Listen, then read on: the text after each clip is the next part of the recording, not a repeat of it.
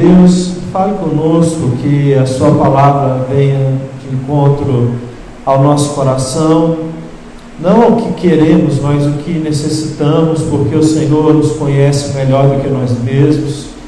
Nós pedimos a Deus que a tua palavra possa nos sondar, nos rascunhar, que a tua palavra possa penetrar a nossa alma, que a tua palavra possa iluminar os nossos caminhos, que a tua palavra possa queimar, ó Deus, as impurezas, porque fogo é a tua palavra que é martelo, que despedaça a pedra, possa quebrar as durezas do nosso coração, que diante da tua verdade nós possamos nos prostrar, nos render, saber que nós não estamos com a razão, o Senhor está, e os testamentos que o Senhor nos deixou, tanto o antigo quanto o novo, são a tua palavra, a tua vontade, que deve estar sempre acima da nossa.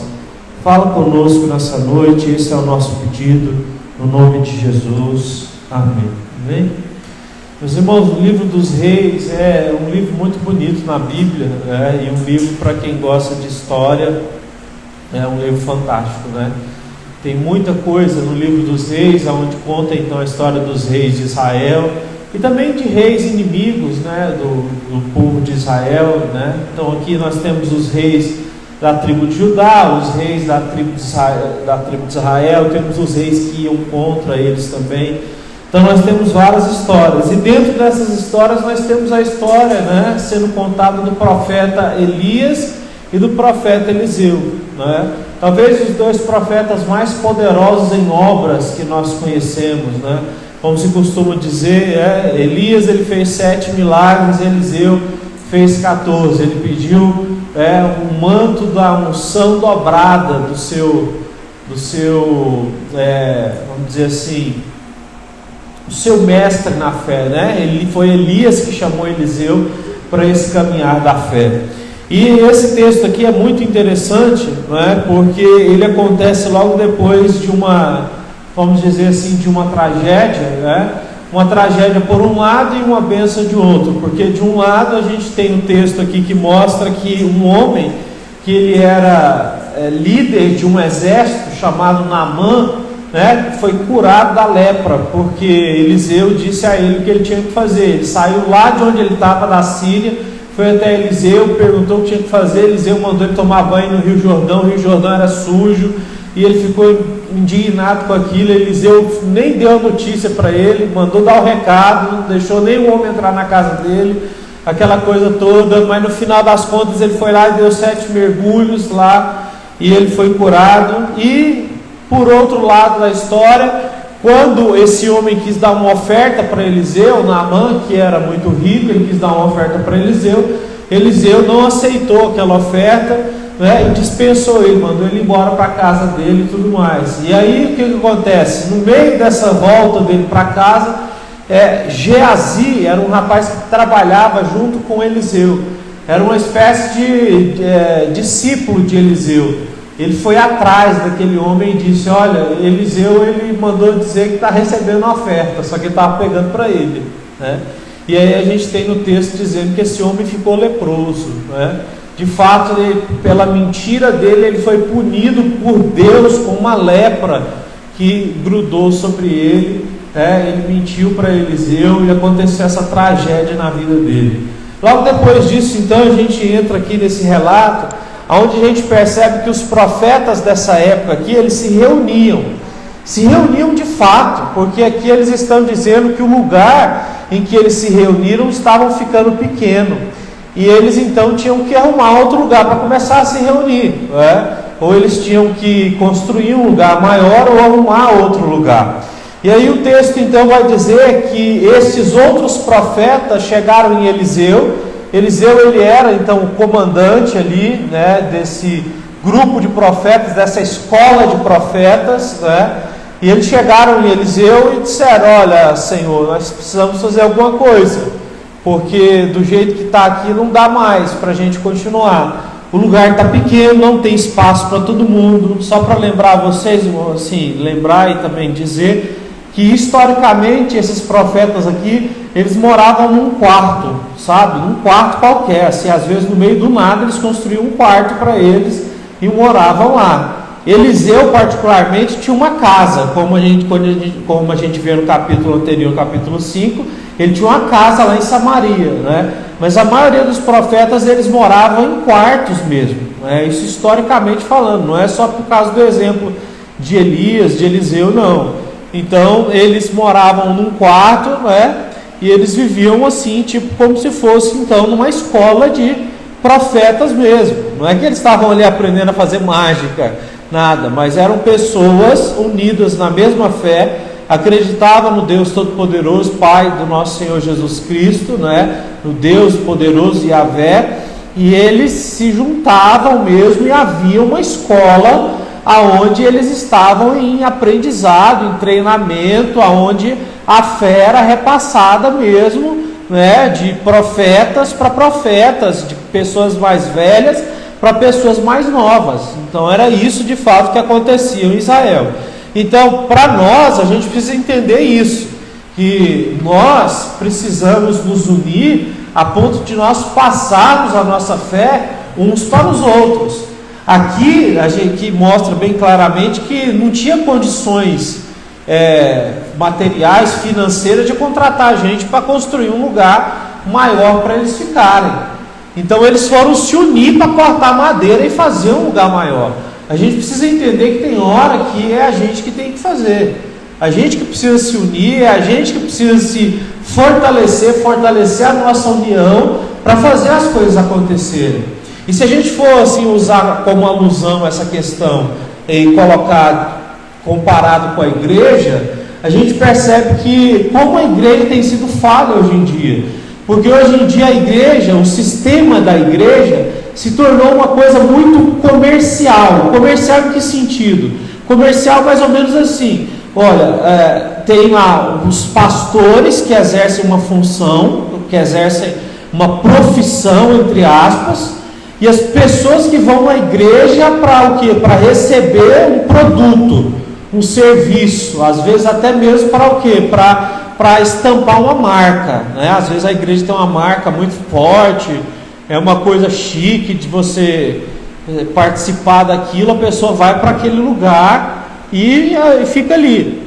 E aí o que acontece? Muitas vezes acontece que a gente vê vários problemas acontecendo justamente porque não existe então essa união da igreja. As pessoas não estão em Cristo, as pessoas elas estão simplesmente patrocinando um produto, e nós não somos um produto, nós somos da fé, nós somos da mesma fé, né? Hoje inclusive eu tive um problema, quase que não deu para me vir, cheguei bem atrasado aí, e o que acontece? Não tem como nós simplesmente pararmos de nos reunir ou de não termos culto, se um não puder vir, se dois não puder vir, se tiver algum imprevisto, se acontecer alguma coisa, porque nós somos da fé. Então nós temos que nos reunir, nós temos que nos juntar e temos que estar sempre prontos. É igual esses caras fizeram aqui. Falou, Eliseu, não tem jeito, a situação é essa aqui, não tem como mais a gente se reunir nesse lugar, a gente precisa se unir e ver o que dá para fazer. E aí eles se uniram. O que eles foram fazer? Eles foram para perto do Rio Jordão cortar madeiras. Então, a primeira coisa que eu quero que você entenda aqui nesse dia de hoje é que igreja é uma coisa que eu sei que o termo está muito desgastado, tem muitos escândalos, muitas coisas, mas igreja de verdade é a comunidade de pessoas que creem e amam a Jesus Cristo e se reúnem para se fortalecerem na fé até que o Senhor volte. Quando você for participar de uma igreja, tem que ser assim. É por isso que eu não entendo, e às vezes já aconteceu muito isso comigo, de pessoas que simplesmente se despedem da igreja sem falar nada. A pessoa era o quê? Ela era da família da igreja, estava na igreja todo dia, para de ir na igreja do dia para a noite, simplesmente some, não fala nada. A gente vai atrás e pergunta o que está acontecendo, a pessoa nem responde. Tem gente que eu vou atrás, mando mensagem, tento falar com a pessoa não atende, não responde, visualiza a mensagem. Tem gente que se despede da igreja pelo WhatsApp, né? Tem gente que simplesmente se despede, sai do grupo da igreja. Aí você vai perguntar o porquê, a pessoa nem te responde, visualiza e não responde. Igreja não é isso. A igreja, ela é muito mais do que uma corporação, né? Que uma corporação, uma empresa já deve ter uma série de sistemas de inclusão e de união para que haja encaixe, para que a empresa possa progredir, né? A igreja, ela tem um papel muito mais forte, muito mais intrínseco, ela está muito mais ligada, como Jesus disse, nós somos a videira. Jesus disse, eu sou a videira verdadeira e vocês são os ramos. Então nós estamos tão mais misturados, tão mais juntos com Deus do que uma empresa, do que pessoas que se reúnem para um propósito específico, não é? Então a igreja deve ser mais forte, mais unida do que, por exemplo, do que pessoas que torcem para o mesmo time de futebol, que se reúnem, por exemplo, num bar, num dia de jogo, e que estão ali unidas mesmo, né? Naquela emoção, naquela vibração de torcer para algum time, para alguma coisa. Então a igreja precisa ser algo forte. Por isso que eu vou dizer uma coisa para você: igreja grande demais, mega igreja, não existe, porque não tem como você ser pastoreado numa mega igreja. O que é uma mega igreja? As megas igrejas começaram a surgir a partir aí das definições de igrejas de 2.000 para mais pessoas. Não tem como você chegar num lugar com 2.000 pessoas e você ser cuidado, ser pastoreado, ser ensinado particularmente, sentar com o pastor, conversar, ser uma pessoa que faz parte desse campo. Não tem nem função para 2.000 pessoas num trabalho de igreja dessa forma, né? Então a igreja, ela precisa de fato ser algo assim próximo. A igreja é uma família mesmo, né? Jesus chama mesmo isso. O chamado de Jesus é para que a gente viva uma família, é para que a gente viva um acobertando o outro, não no mau sentido de acobertar coisa ruim, mas no sentido de acobertar um ao outro, se acobertando naquilo que é bom. É como diz o apóstolo Pedro, se eu não me engano, né? Que o amor cobre uma multidão de pecados, né? Então nós passamos por uma dificuldade, mas nós estamos no que? Envolvidos numa irmandade que é muito mais forte do que qualquer coisa. Então a minha tristeza hoje em dia é que existem lugares que são mais fortes na questão da irmandade hoje em dia do que a igreja cristã. Você olha aqui do lado aqui mesmo, que tem o negócio da maçonaria. Maçonaria, às vezes, ela é mais conhecida por irmandade, por as pessoas terem essa coisa de parceria um com o outro, de ser irmão um do outro, do que a própria igreja de Jesus Cristo. Então, assim, é um absurdo que assim seja. Mas isso foi acontecendo por causa disso que eu estou dizendo. Questões comerciais, a igreja virou empresa, né? As igrejas viraram um produto, as pessoas querem prestar um serviço na igreja. Igreja é uma família, igreja é um local para a gente ser pastoreado. Igreja é igual assim, lembra do retrato de Davi quando ele escreveu o Salmo 23? Ele é um pastor de ovelhas e ele diz: o Senhor é o meu pastor, nada me faltará. Igreja é um lugar para você estar assim, e você de fato entender assim, que nada vai te faltar nessa questão próxima. Você vai poder receber um conselho quando você precisar, você vai poder orar junto com alguém quando você precisar, você vai poder ligar para alguém quando você precisar, você vai poder mandar uma mensagem.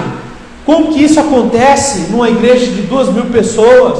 Eu vou fazer os compartimentos tudo certinho, vou dividir tudo e aí vai dar tudo. Não dá. Igreja é isso, é uma comunidade local. Nós estamos numa comunidade local. Por isso é tão importante. Tem gente que diz assim: eu gosto muito de igreja pequena. Na verdade você gosta de igreja, porque é isso que é uma igreja. Uma igreja não é que ela tem que ser pequenininha, mas ela tem que prestar o papel que Deus disse que uma igreja deveria prestar. Consegue me entender? Então é muito fundamental isso, gente. Porque eu vou te dizer uma coisa: às vezes é bacana as pessoas que vão nesses lugares grandão aí, entendeu?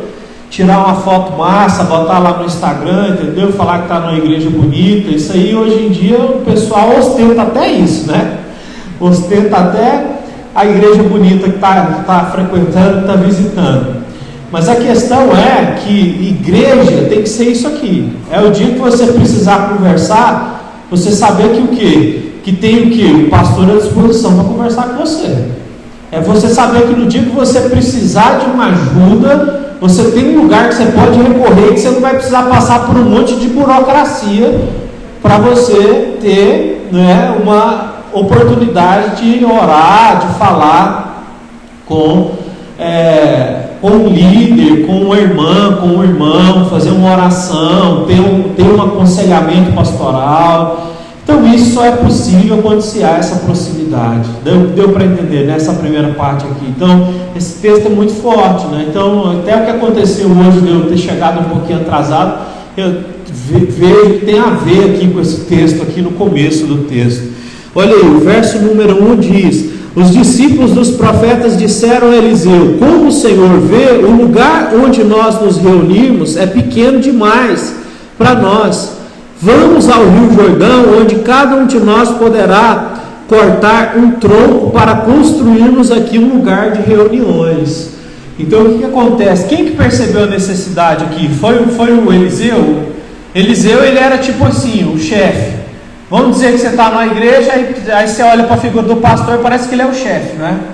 E ele tem que perceber todas as necessidades. Quem percebeu as necessidades aqui? Foram os quê? Foram os discípulos dos profetas. Eles chegaram e Eliseu disseram: olha, tem uma necessidade e nós vamos dar um jeito nisso aqui. Então nós vamos nos reunir e vamos até o Rio Jordão, e nós vamos ali cortar uns troncos e vamos construir um lugar de reunião maior. Então aqui você vê que esses caras aqui são realmente bem proativos, eles estão bem ligados, né, em tudo que está acontecendo. Eles fazem parte de uma comunidade. Você sabe qual que é um problema hoje em dia de muitas pessoas que não crescem na fé? Porque muitas pessoas não crescem na fé. O problema é que muita gente quer ser Moisés, mas não quer ser Josué, quer ser, né, Elias, mas não quer ser Eliseu. A pessoa ela quer se desenvolver sozinha, porque hoje existe toda essa filosofia individualista, né, que faz a gente querer crescer sozinho, né, querer fazer tudo por nós mesmos. Não dá não tem jeito. Então, todo Moisés precisa de um Josué, todo Elias precisa de um Eliseu, né?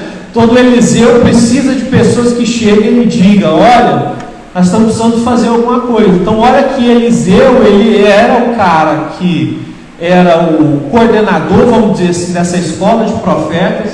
Isso é tão legal, esse negócio de falar de escola de profetas, né?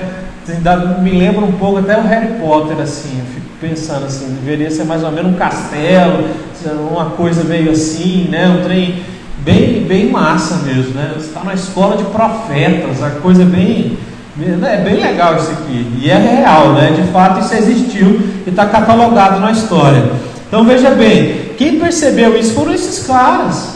Esses caras perceberam isso e eles falaram para Eliseu: olha, o Senhor não quer vir com a gente, porque eles falaram assim: nós vamos até lá. Olha que coisa interessante. Eles não chegaram em Eliseu e falaram assim: Eliseu, tem um problema aí, o problema que está acontecendo é que não está cabendo mais. O lugar que a gente está não dá mais para se reunir, não. Então tem que resolver isso aí. Não, eles falam assim: nós vamos lá cortar. Podemos ir? Eliseu falou: claro, pode ir. Aí eles falaram: o senhor não quer vir com a gente? Ele falou: vou, claro que vou. Então olha só a dinâmica do negócio. Olha como que houve de fato, né, um entendimento desses discípulos do que é de fato, né, a fé e a unidade e o andar juntos. Então, Deus ele abençoa a comunhão. O Salmo 133 diz: quão bom e quão agradável é quando os irmãos vivem em união. É como o óleo que desce pela cabeça de Arão, passa pela sua barba e cai até a orla das suas vestes. Unidade. Deus nos chama para a unidade. É por isso que a Bíblia vai condenar tanto em várias passagens, né, as brigas, as porfias, né, que é guerras, as guerras, né, as amarguras, a falta de perdão. Todas essas coisas devem ser retiradas do nosso caminho. Então, infelizmente, muitas pessoas elas param né, de participar de uma comunidade, de uma igreja, por causa disso, por falta de perdão, né, por amargura no coração. O que você tem que saber é o seguinte: então, se você está aqui para aprender, escute isso. Se você quiser escolher uma boa igreja, né, você olha primeiro o que está sendo pregado na igreja. Se for bíblico, se a pregação for a explicação do texto e a aplicação do texto, você está num bom lugar. Depois disso você vai olhar o quê? Você vai olhar como é que funciona aí a estrutura da integridade da liderança da igreja. Ver se há integridade, né, como Paulo escreveu lá para Timóteo. Se o pastor é marido de uma só mulher, se ele não é dado a muito vinho, se ele é moderado e tudo mais. Aquilo ali. Vê o básico. Vê o básico para você ver se você está indo num local bacana. Certo? Porque é isso que eu estou te dizendo. Tem um monte de gente que está presa em o quê? Na estética. Na estética de um lugar bonito, mas que não tem espiritualidade. Por quê? Porque simplesmente não existe pessoas reais naqueles lugares. E aí o que acontece? Onde não existem pessoas reais, uma hora a casa cai. E Jesus falou isso em Marcos capítulo 4, né? Tudo que é feito escondido, uma hora vai ser colocado à luz. Esses caras que estão fazendo coisa errada, uma hora ou outra a casa deles vão cair. Não adianta, pode ser na igreja evangélica, na igreja católica, vai cair a casa. Não dá para ficar escondendo para sempre as coisas erradas que acontecem. Então, escolha um bom lugar pela realidade do que existe no lugar, e não pela estética, não pela aparência. A gente costuma querer ir nos lugares que tem mais nome, não no lugar que é melhor. Você já percebeu isso? Eu conheço restaurantes que são melhores do que outros e são mais baratos. Mas tem pessoas que querem ir no mais caro, porque se postar no Instagram que está no mais caro é status. Gente, e a fé, a espiritualidade não é isso. Vamos fugir disso então. Vamos de fato sair fora desse tipo de mentalidade, porque Deus nos chamou para algo mais profundo, nos chamou para algo aqui, igual o relacionamento de Eliseu com os profetas. E eles falaram: Eliseu, eu tenho um problema, mas vamos lá resolver. Então, numa igreja é assim: você pode detectar um problema e vir conversar com a gente, não é? Você pode solucionar um problema, você pode ver que está faltando alguma coisa e você pode arrumar aquilo ali que está faltando. Agora a mentalidade do comércio é: não, vou falar para o pastor, está errado isso aqui, ele tem que corrigir isso aqui, não é possível. Tem coisa que se a gente for corrigindo, né, cada um de nós, o negócio dá certo. Então hoje em dia a igreja não dá certo porque as pessoas perderam a visão de Deus sobre o negócio. Então Eliseu, ele foi chamado para ir. O Senhor quer vir com a gente? Ele: quero ir. Então, isso é uma coisa importante. Quando você encontra um líder que é chamado pela sua equipe para fazer alguma coisa, isso é motivador. Então eu quero dizer para vocês que tem muita gente que está desanimada, tem muito líder de igreja, muito líder de alguma coisa que está desanimado. Por quê? Porque simplesmente não vê as pessoas tomando iniciativa nenhuma. E aqui nós vemos o quê? De fato, Eliseu sendo chamado pelos discípulos para fazer uma coisa boa para a escola de profetas, que Eliseu é o que toma conta. A gente tem que largar essa visão individualista e materialista nossa de dizer: não, isso aqui não é meu não, isso aqui é dele. Você lembra de Ageu? Isso aqui de Ageu é muito importante. Essa conexão que eu vou fazer aqui agora, só para você entender, porque Ageu foi um profeta que viveu antes de Jesus, né, e que viveu depois de Eliseu. Ele profetizou e disse assim: as pessoas, elas só cuidam das suas próprias casas e não cuidam do templo de Deus. Elas o que? Elas gastam todo o dinheiro que elas têm para ornamentar a casa delas, para ter a casa mais bonita, para fazer tudo de melhor para elas, mas elas não cuidam da minha casa, diz o Senhor. Aí Ageu começa a profetizar contra as pessoas, dizendo para elas que elas simplesmente não se importavam com a casa de Deus, porque achavam que simplesmente aquilo lá era papel do sacerdote, do levita, não é? O sacerdote, o levita, que era o que ministrava o sacrifício, ministrava os cânticos e tudo mais. Olha como isso é sério. Nós somos chamados a viver a comunidade. Nós somos chamados para entender que a gente não tem que correr atrás só da nossa vida. A gente não vem na igreja para pedir para Deus nos abençoar e nos dar dinheiro, para depois ganhar dinheiro e gastar tudo lá fora, né? Como se a igreja fosse um lugar assim de busca espiritual por bênçãos pessoais, para depois eu desfrutar lá fora, né? Já viu essa famosa imagem de pessoas que são abençoadas, entre aspas, e somem da igreja? Todo mundo fala sobre isso, né? Poxa, fulano estava lá embaixo na pior, estava na igreja, depois sumiu, né? Essa imagem é horrível, é péssima, porque a verdade é que essa mentalidade ela é torpe, ela é uma mentalidade errada demais. Então, nós precisamos ser igreja, né? Então, coloque isso na sua cabeça, seja a igreja, né? Faça parte de uma igreja em que você é membro dela, e não que você está fora dela, ou cortado, ou que você simplesmente participa esporadicamente. Faça parte, né, desse corpo, junte forças com outras pessoas. Isso é uma coisa muito séria que tem que ser feita. Então Eliseu foi, e aí diz o texto, eles foram ao Jordão e começaram a derrubar árvores. Então eles mesmos foram lá derrubar as árvores, né, pegar as árvores para construir um lugar maior, para que eles pudessem então se reunir, né, nas reuniões e construir uma escola de profetas então maior do que a que eles tinham.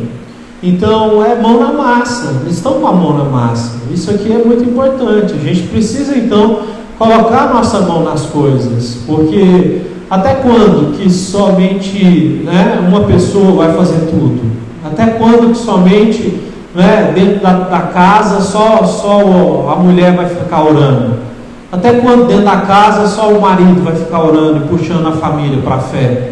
Até quando dentro de uma família só uma pessoa vai tentar puxar todo mundo e os outros não vão, né, se envolver com Cristo, com a fé, com a igreja? Até quando a gente vai precisar ficar, né, nesse esforço então?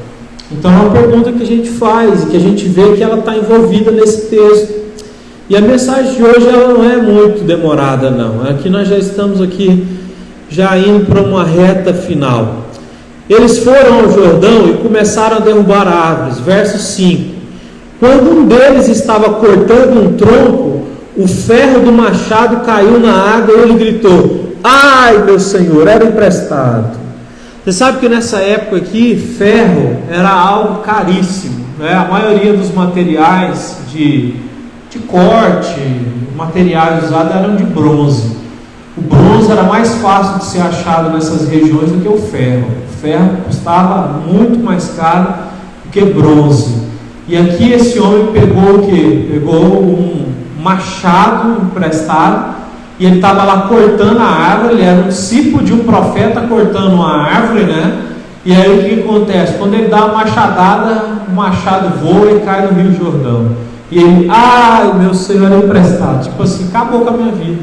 Nem se eu trabalhar a vida inteira eu pago isso aqui. Porque valia muito dinheiro, ferro valia muito mesmo, né? E aí então acontece essa situação. E aqui tem uma coisa importante, que lendo esse texto aqui, a gente vê que Deus nos dá uma mensagem nesse texto. Porque esse homem ele entrou em desespero, mas ele estava fazendo uma coisa boa. Então assim, coisas boas acontecem, coisas ruins acontecem com pessoas que estão fazendo coisas boas. Escute isso, coisas ruins acontecem também com pessoas que estão fazendo coisas boas. E às vezes isso acontece comigo, às vezes acontece com você, uma coisa grande, né? Às vezes tem uma pessoa que vai num acidente de carro e arrebenta o carro, não tem seguro, não sabe como é que vai pagar o carro, nem o carro do outro que bateu. Acontece coisas assim na vida de algumas pessoas que as pessoas dizem assim: não, eu não merecia passar por isso aqui não. Tem assim, por assim dizer, né? Porque esse negócio de merecimento, de passar ou não pelas coisas, isso aí é relativo, olhando biblicamente, que a Bíblia diz que todos nós somos pecadores e a gente merece o inferno, né? Mas olhando pela perspectiva pessoal, muitas vezes a gente diz: poxa, eu estou fazendo o trem tão certinho, Eu estou aqui lutando para fazer as coisas bem organizadas, fazer direitinho, né? E aí vai lá, acontece uma tragédia dessa, o martelo vai para dentro do rio. Como é que pega? Pega não, Rio Jordão é um rio grande pra caramba, né? Então aqui a coisa ficou séria. E aí o que acontece? Eliseu estava ali perto. E esse milagre aqui é muito interessante, né? É um milagre do martelo que flutuou. Esse milagre está na Bíblia. Talvez você nunca tenha visto, ou já tem muito tempo que você ouviu isso, né? Mas Eliseu, ele fez um martelo flutuar. O martelo caiu dentro do rio e afundou, obviamente. E ele fez esse martelo flutuar. Verso número 6. O homem de Deus perguntou: aonde foi que caiu? Então Eliseu perguntou: caiu aonde? O homem foi lá e mostrou o lugar. Eliseu, ele pegou um galho e ele jogou um galho. E ele pegou, e quando ele jogou aquele galho, o ferro começou a flutuar. Por que, pastor, que isso aconteceu? Isso aqui é uma coisa muito interessante. Não tem porquê. Foi um milagre. Não tem explicação isso aqui. Ele jogou um galho, por que o ferro flutuou? Deus. É Deus na causa. Não tem como fazer conjectura nenhuma disso aqui, né? E aí, quando o martelo flutuou, machado, né? Estou falando martelo, é machado. Ele foi lá e pegou o machado de volta, aquele rapaz. Tem uma coisa interessante que a gente pode entender, que Deus, ele sempre fará por nós nessa vida. Você pode ser uma pessoa que está fazendo bem e às vezes acontece um mal com você, mas Deus no final sempre abençoa aqueles que são trabalhadores.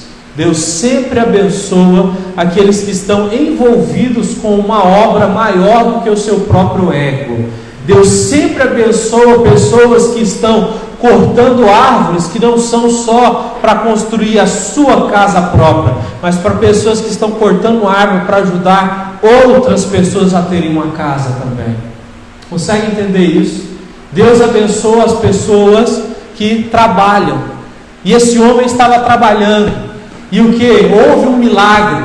Milagres acontecem porque Deus, ele traz à tona, né? Deus, ele reverte situações ruins para a glória do nome dele, para mostrar para os seres humanos que o quê? Que ele é Deus e que ele pode todas as coisas. Então, talvez a gente esteja vivendo um momento de muito desespero, por falta de emprego, ou por não estar recebendo tudo que esperava, por ter investido e ainda não ter recebido retorno. Mas eu estou aqui para te dizer que Deus vai fazer o martelo, o machado flutuar. Deus vai fazer esse machado voltar para cima. Deus vai fazer com que o nome dele seja glorificado e ele vai abençoar as sementes que você planta. A Bíblia diz em Eclesiastes, no capítulo 11, né? Lança o teu pão sobre as águas, quando você menos esperar, ele vai voltar até ti. Então faça isso, né? Creia no Senhor e trabalhe com fé nele, porque se cada vez que acontecer uma coisa difícil, você desistir, você nunca vai ver que Deus faz o martelo flutuar, que Deus abençoa o trabalho, né? E pessoas abençoadas são pessoas que trabalham. Pessoas abençoadas são pessoas que estão engajadas num projeto que envolve outras pessoas. A gente precisa se engajar, a gente precisa se envolver. As coisas... Caiu? Não, está tudo bem. A gente precisa se engajar, a gente precisa se envolver. E isso é muito importante, então trabalhe para a glória de Deus. A Bíblia diz, né?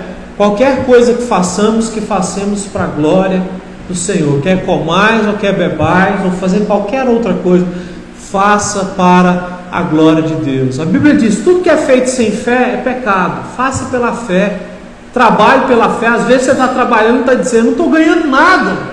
Trabalho, não ganho nada, mas você está trabalhando e Deus abençoa quem trabalha.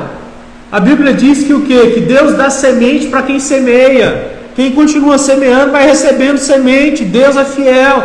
A Bíblia diz, não vos canseis de fazer o bem, porque na hora certa, Deus, o quê? Vai abençoar. Está lá em Gálatas capítulo 6, no verso 9, né? Deus vai abençoar se você continuar fazendo o bem e não se cansar e não desistir. 1 Coríntios capítulo 15, verso 58, lá diz que o quê? que Deus não deixará nenhum trabalho sem a sua recompensa. Deus abençoa o trabalho. Trabalhe para a glória de Deus, porque Deus vai te abençoar. Então, eu tenho aqui uma palavra para você. A palavra é: se você está envolvido com o trabalho, e se Deus está envolvido com você, e você está envolvido com Deus, é certeza que o final é do machado flutuar. É certeza que no final você não vai ficar devendo nada para ninguém. É certeza que no final Deus, Ele vai estender a sua mão misericordiosa para abençoar a minha vida e a sua vida. Consegue entender isso? Então, você pode se colocar de pé para a gente fazer uma oração, para depois a gente participar da ceia. Que oração? Vamos orar então. Faça a sua oração, creia nessa palavra. O machado, ele flutua, porque Deus faz ele flutuar. Senhor, que o Senhor nos ajude a estarmos envolvidos com esses princípios que acabamos de falar.